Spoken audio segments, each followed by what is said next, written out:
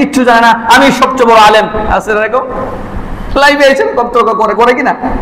নবীজি এই কথা বলতেছেন যে আলেমদের সাথে তর্ক করার জন্য ইলম শিখে অথবা মূর্খদের সাথে তর্ক করার জন্য, দেখ তুই মূর্খ মানুষ, তুই কি জানিস, এটা অপমান হইল না? তাকে মানুষকে অপমান করা যায় যাচ্ছে, কাউকে ছোট ভাবা যায় যাচ্ছে? তা আমি আলেম হয়ে যদি ভাইকে ছোট করে কথা বলি, এটা আমার জন্য জায়েজ হবে? সম্পূর্ণরূপে হারাম। কোন মুসলমানকে অপমান করা, অবস্থা করা সম্পূর্ণরূপে হারাম। আমি আলেম তো জাহান্নামে যেতে পারি না? আল্লাহ যদি অসন্তুষ্ট হয়ে যায় আমার প্রতি, আমাকে জাহান্নাম দিতে পারে না? অবশ্যই দিতে পারে। তাহলে মুসলমানকে অপমান করা যায় আছে? তো নবীজি বলতেছেন যে ইলম শিখে কোন মূর্খ লোকের সাথে তর্ক করে তাকে অপদস্থ করার জন্য, অথবা মানুষকে নিজের দিকে আকৃষ্ট করার জন্য। আকৃষ্ট করার জন্য মানে কি? দেখবেন অনেক বক্তা অনেক কিছু মানে রস দিয়ে কথা বলে, কোরআন হাদিসে বিশুদ্ধ কথা বলে না, হক কথা বলে না, বলে এই দেখেন ইসকন নিয়ে কথা হচ্ছে, অনেক আলেম কথা বলে না। কেন? যদি তাকে আক্রমণ করে। আবার অনেক অসন্তুষ্ট হবে, অনেক রাজনৈতিক নেতা অন্যায় করে তাদের বিরুদ্ধে কথা বলে না। কেন? যদি দাওয়াত না দেয় বড় ভাই অসন্তুষ্ট হয়ে যাবে। আছেন এরকম?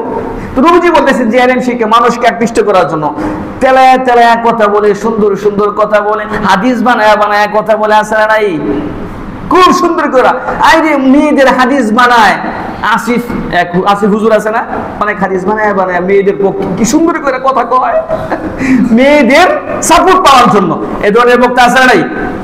মেয়েদের সাপোর্ট পাওয়ার জন্য, নেতাদের সাপোর্ট পাওয়ার জন্য তেলায়া কথা বলে, হাদিস বানায়া কথা বলে। আছে না নাই? নবীজি এই কথাই বলছেন, আউলিয়াসরিফা বিহি ওয়াজুহান নাস, ইলম শিখছে মানুষের দৃষ্টি আকর্ষণের জন্য, দাওয়াত দেওয়ার জন্য, বেশি বেশি মানুষের টাকা পকেটে ঢোকানোর জন্য। নবীজি বলতেছেন আদখালাহুল্লাহুন নার, আল্লাহ এই সমস্ত বক্তা নামক শয়তানদেরকে জাহান্নামে ঢোকাবে। কোন জায়গায় ঢোকাবে? হাদিস নাম্বার বলে দেই, আপনারা মনে রাখেন, 2454 তিরমিজি শরীফের হাদিস নাম্বার কত? 2454 নম্বর হাদিস। যে ইলম শিখে, কোরআন হাদিস শিখে টাকা কামানোর জন্য আল্লাহ তাকে জাহান্নামে দিবে। কোন জায়গায় দিবে? জাহান্নামে দিবে। আরেকটা হাদিস আপনাদেরকে শোনাই, শুধু হাদিসটা শোনাবো, শোনাই শেষ করে দিচ্ছি। এটা হলো তিরমিজি শরীফের 2382 নম্বর হাদিস। কত নম্বর হাদিস? 2382 নম্বর হাদিস তিরমিজি শরীফের। আগেরটা কত নম্বর হাদিস বলছিলাম? 2654। আর এই হাদিসটা হলো 2382। নবীজি বলতেছেন, মান তাআল্লামা ইলমান মিম্মা ইবতাগা বিহি ওয়াজহুল্লাহ, যে ইলমটা আল্লাহর সন্তুষ্টির জন্য শেখা হয়, নবীজির সন্তুষ্টি অর্জনের জন্য যে ইলম শেখা হয়, লা ইয়াতাআল্লামুহু ইল্লা লিয়ুসিবা বিহি আরাদাম মিনাদ দুনিয়া, আর সে ইলম শিখছে টাকা কামানোর জন্য। কিসের জন্য? টাকা কামানোর জন্য ইলম শিখছে।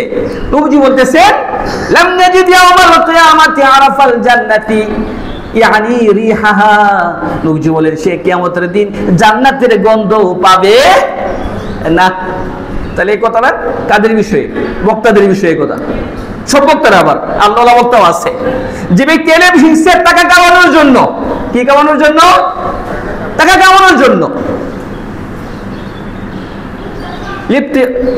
লা ইয়াতাআল্লামুহু ইল্লা লিয়ুসিবা বিহি আরাদাম মিনাদ দুনিয়া, যে ব্যক্তি দুনিয়ার টাকা কামানোর জন্য ইলম শিখলো, লাম ইয়াজিদ ইয়াউমাল কিয়ামাতি আরাফাল জান্নাহ, সে কিয়ামতের দিন জান্নাতের গন্ধ পাবে না।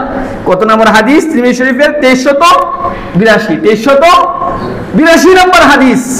আরেক হাদিস আছে তিরমিজি শরীফ হাদিসে, আবু হুরায়রা রাদিয়াল্লাহু আনহু এই হাদিস বলতে গিয়ে 3 বার জ্ঞান হারাইছেন। সর্বপ্রথম 3 ব্যক্তিকে জাহান্নামে দিবে। কয় ব্যক্তিকে জাহান্নামে দিবে?